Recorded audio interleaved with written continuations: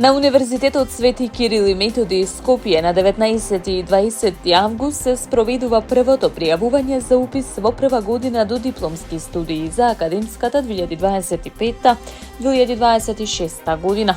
Според конкурсот на УКИМ на 23 факултети во неговиот состав, слободни се вкупно 9719 места. Од нив 4683 за редовни студенти во државната квота, 4081 место за редовни со кофинансирање на студиите и 955 за вонредни студенти. Како и во минатите години, најмногу слободни места има за упис на студиските програми на Факултетот за информатички науки и компјутерско инженерство, ФИНКИ 1020, Природно-математичкиот факултет 910, Филозофскиот факултет 880, Филолошкиот 810 студенти, Медицинскиот факултет 760, Економскиот 700 и Правниот факултет 610, Факултетот за електротехника и информацијски технологии 590. Редовните студенти кои се финансираат од државниот буџет ќе плаќаат партиципација од 200 евра. Тие со кофинансирање на студиите и вонредните ќе плаќаат по 400 евра.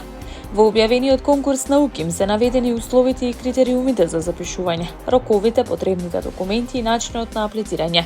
Пред пријавувањето во роковите утврдени со конкурсот, секој заинтересиран кандидат треба да се регистрира на upisi.ukim.mk и да ја пополни електронската пријава одајно у системот.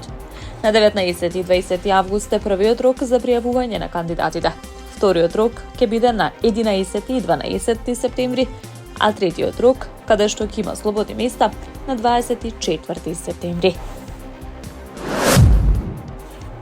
Министерот за внатрешни работи Панче Тошковски заедно со полициски службеници од Одделението за превенција при СВР Скопје реализираа превентивна акција "Внимавај телефонски измами", насочена кон едукација на нашите повозрасни граѓани кои се најчеста жртва на таквите измами.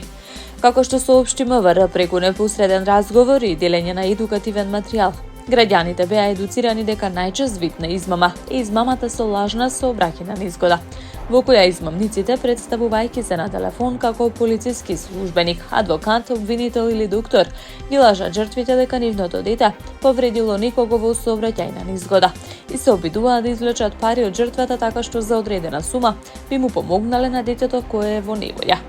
Измамниците на тој начин се обидуваат да ги злоупотребат повозрасните лица. Во градскиот парк во Скопје успеавме да разговараме со голем број повозрасни лица и да ги информираме за таквите измами и модус операнди или начинот на работа на измамниците.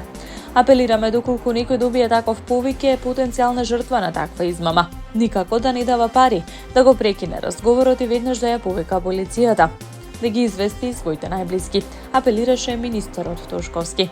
Во првата половина на оваа година досега се пријавени 16 вакви настани. За период од 5 години досега се расветлени 40 настани, при што се поднесени кривични пријави против 16 лица за сторени 40 кривични дела измама, додека за останатите настани се превземаат мерки за нивно расчистување и поднесување на соодветни кривични пријави, соопшти МВР.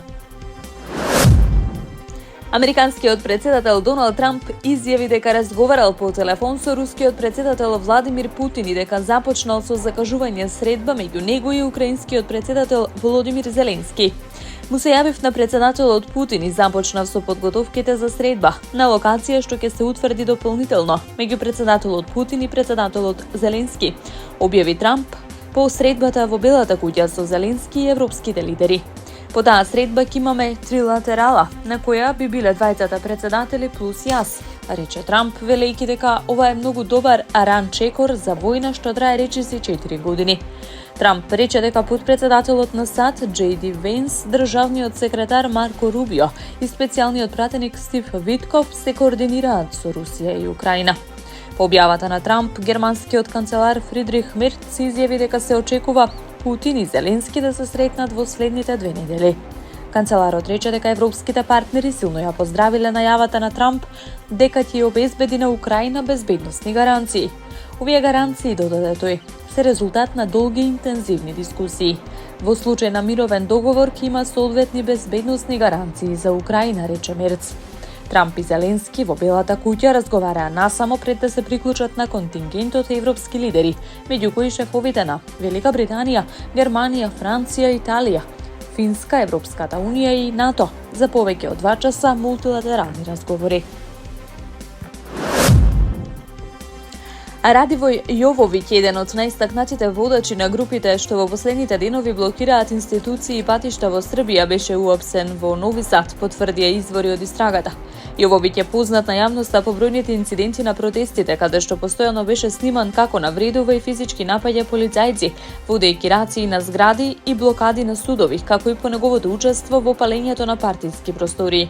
Јововиќ предизвика контроверзии во јавноста со своите јавни настапи и текстови во кои ги застапуваше идеите за автономија и независност на одредени делови од Србија, вклучувајќи ги Војводина и Санџак.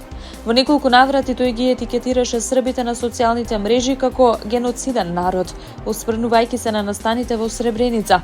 Јововиќ е приведен по наредба на обвинителството, а како што е најавено, против него ќе биде покрената постапка за неколку кривични дела, поврзани со насилно однесување, загрозување на безбедноста и поттикнување омраза. Студенти и граѓани утрово го блокираа влезот во судската зграда во Нови Сад поради, како што рекоа, неосновани апсења. Тие се распоредија на сите 4 влеза во зградата и не дозволуваат никому да влезе. Синоќа илјадници антивладини демонстранти повторно маршираа низ Србија, а интервентната полиција со палки ги протера насилните демонстранти низ центарот на Белград, поради што српскиот председател Александар Вучиќ да го повтори ветувањето за планирана голема акција против демонстрантите. Нашата земја е во сериозна опасност, тие ги загрозија сите наши вредности и нормалниот живот на секој поединец, рече Вучиќ.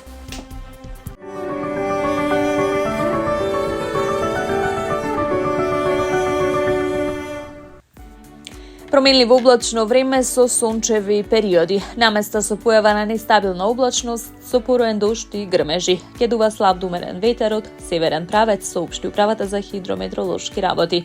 Минималната температура ќе биде во интервал од 12 до 19, а максималната од 26 до 32 степени Целзиусови. Во Скопје променливо облачно време со сончеви периоди. Ќе дува слаб до умерен северен ветер. Минималната температура ќе се спушти до 18, а максималната ќе достигне до 32 степени. Според прогнозите на управата за хидрометеоролошки работи, од среда до петок се очекува стабилно време со пораст на дневните температури. Во деновите од викендот повторно ќе има услови за повремени локални врнежи од дожд и ретки грмежи, а дневните температури ќе бидат во опаѓање.